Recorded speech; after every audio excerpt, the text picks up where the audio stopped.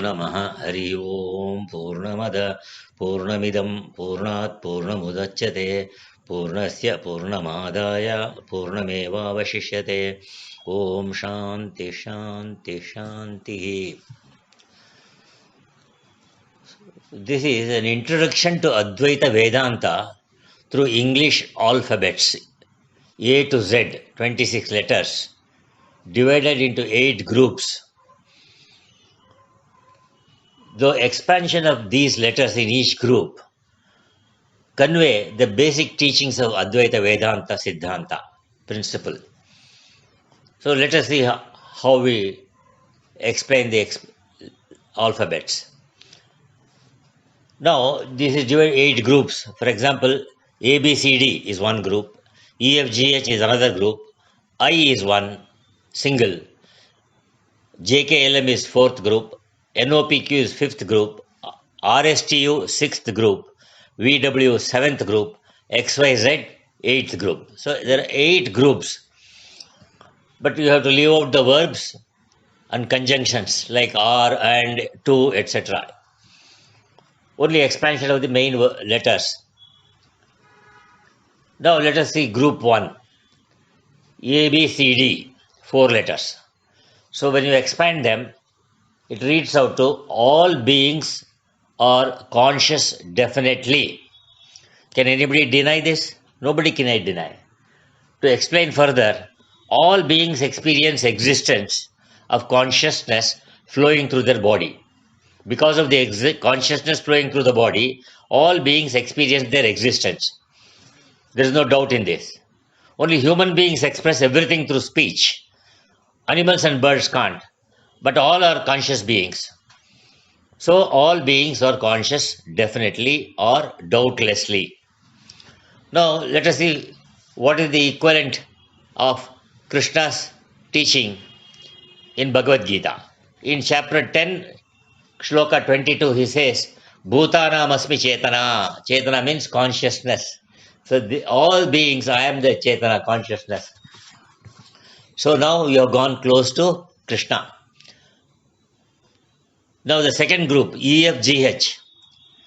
This expands to every God himself. To explain this further again, examples of banyan seed, we call Negrodha Phalam, Negrodha Bija, jo seed of the banyan tree. First, we can't pick up a seed of the banyan tree from anywhere. We can pick up the fruit, and when we break it, we can see the seeds. Seeds are so small.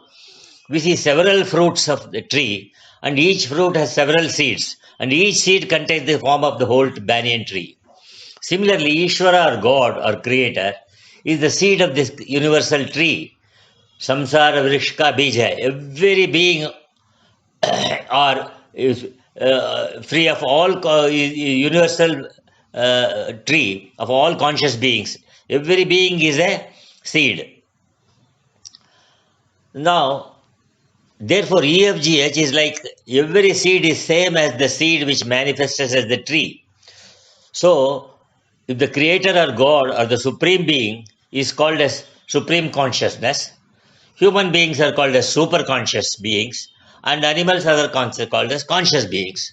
Conscious beings, super conscious beings, and supreme conscious being. Supreme conscious being is Ishvara. So, we are all the outcomes, seeds of consciousness belonging to the tree of Ishvara or seed of Ishvara, in which the form appears. So this is how EFGH means every form is God himself, like every seed is a tree itself. Now Krishna says in Bhagavad Gita equivalent to this, Bijam mam sarvabhutanam vidhi partha sanatanam. Then he says Avyayam Bijam, it is no imperishable. And Yachapi sarvabhutanam Bijam tad aham Arjuna. So Bijam is cause for sprouting, or in Hindi we say Ankur, in Kannada also Ankur. Bija means cause for sprouting. So EFGH is, every form is God himself. 3 groups are over. So 2 groups are over. 3. 1, 2. 2 are over. Now we come to the third group. Here it says I. There is only one letter in this group. This I letter stands for both indivisible and individual, both. Indivisible is God, and consciousness is individual, which is again indivisible. You can't divide the consciousness. Consciousness in any conscious being. As we all know, humans first express themselves as I in English, aham in Sanskrit, my in Hindi, me in Bengali, nanu in Kannada, nanu in Tamil, nenu in Telugu. So everybody says first this name, and later they say I Ramachandra, I Sita. Like even while taking oath, how do they take oath? In the ministers or judges, they say I, then they say the name. They don't start with the name directly. I so and so. Hence, I is called Sarvanama, universal name of the universal being, Ishvara, in whom all beings have existence, along with his first name, I, Aham, or this is also equivalent to Om. These three are same in English, I, Sanskrit, Aham or Om. So again, coming back to Krishna's Bhagavad Gita, in chapter 10 and verse 20, he says, Aham Atma Gudakesha. He has said, Aham Atma. So I means this is Atma. Sarvabhutashaya Stitaha. He is existing in everybody as Sarvabhutantaratma, as self, as Pratyagatma. In another verse, Krishna also says, Avibhaktancha Bhuteshu Vibhaktam Ivacha Stitam. He is indivisible. Avibhakta means indivisible. Or Bhuteshu Vibhaktam Iva, as individual. An individual is indivisible, is appearing as individual. That is all.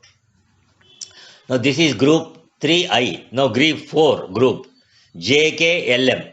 JKLM expands to just knowledge and life manifested in all forms of individual beings. All forms. Knowledge and life. Knowledge means power of knowing. Even an ant knows if there is a sugar somewhere. It knows where it is. So this power of knowing is called jnana or knowledge. And life is by the by way of breath, which is also called vital for living. Breath. So knowledge and life is prana and jnana. This is manifested in everybody. Wherever there is I, these two are along with it. Knowledge and life. This is called just knowledge and life manifested. So manifestation of this possible only in the presence of conscious being called I, which is the universal name of Supreme Being. So Krishna says in Bhagavad Gita 7:9, Jivanam Sarvabhuteshu.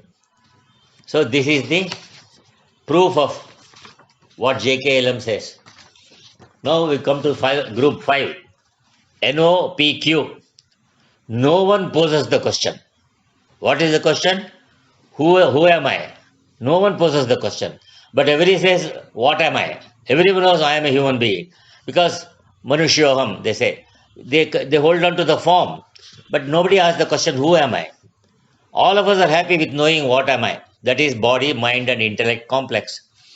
No, NOPQ, no one poses the question who this I is, which is the expression of my existence.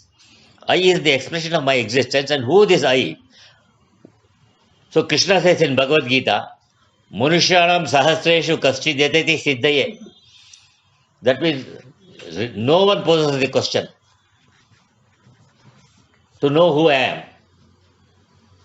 Now come to group 6, RSTU. Rarely some try to understand. Even when the answer to the question who am I is explained by teachers of Upanishad and Bhagavad Gita or Vedanta, which is God's own words, they rarely try to understand.